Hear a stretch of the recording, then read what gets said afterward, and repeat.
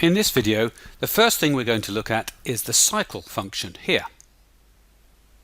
When I click on it, you'll notice that this area here turns a darker shade of pink. What a cycle area is an area that will go round and round in a circle. So if I go to the end here, I can bring it in, and now this is going to play bar 1 over and over again.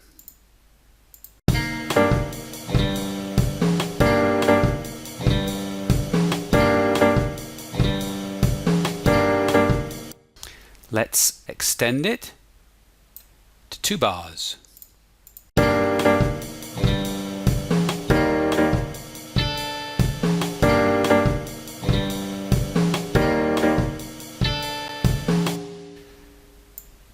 Let's go to 4 bars long. This is a useful function because it allows us to keep playing a part that we're working on.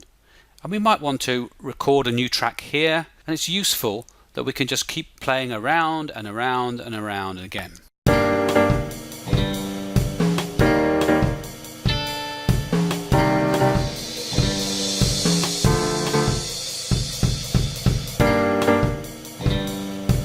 Now, if we turn it off, the cycle has gone. This is what happens.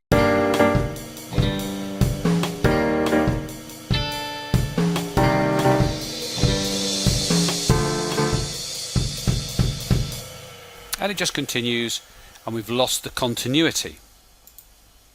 Let's have a look at mute and solo. Here's the mute track, and if I click it, it turns red, and it means that this track, the guitar loop, is muted. In other words, we won't hear it.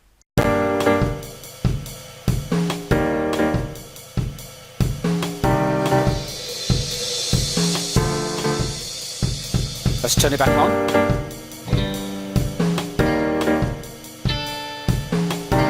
Let's mute another track.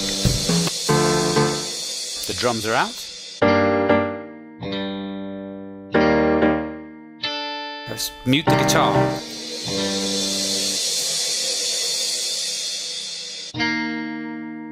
Let's turn them back on. Next thing we're going to look at is solo, the little headphone icon. And I'm going to solo the guitar.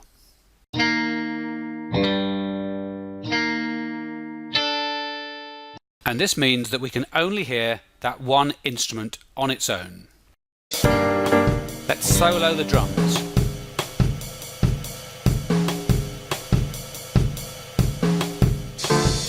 Now, the piano.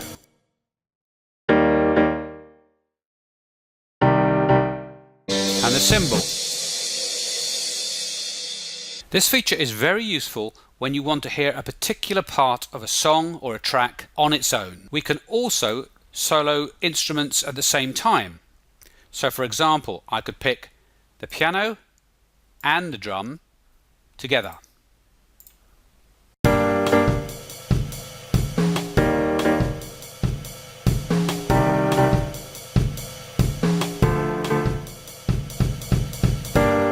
Let's add the guitar.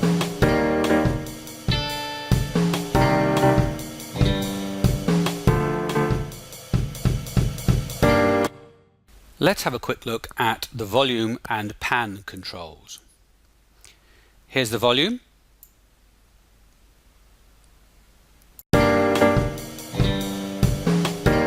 Let's turn the drums up.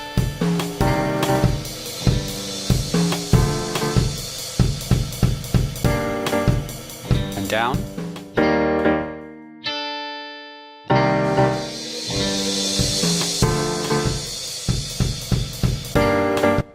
Adjusting the volume is about getting the balance right between the different instruments. This is useful when you've got the cycle on, so you can keep hearing the track and moving the volumes.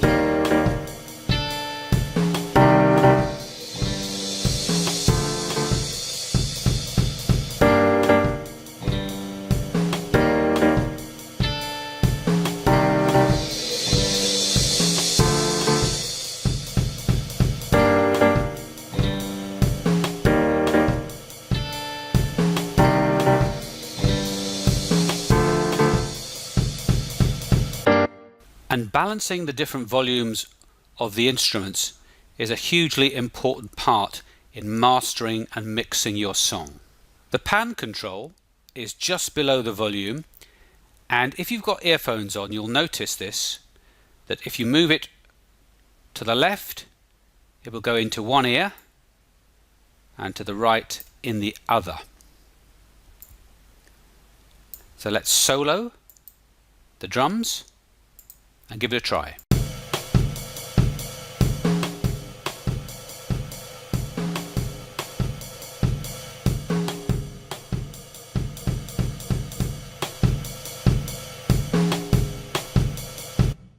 Now normally we'd have the drums in the middle, and to create a stereo field, which makes it more interesting, we might have, let's say, the piano slightly to the right, the cymbal slightly to the left, and the guitar loop, let's put that to the left as well.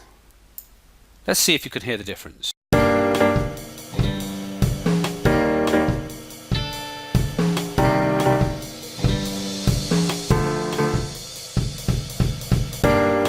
We can experiment by going a bit more extreme.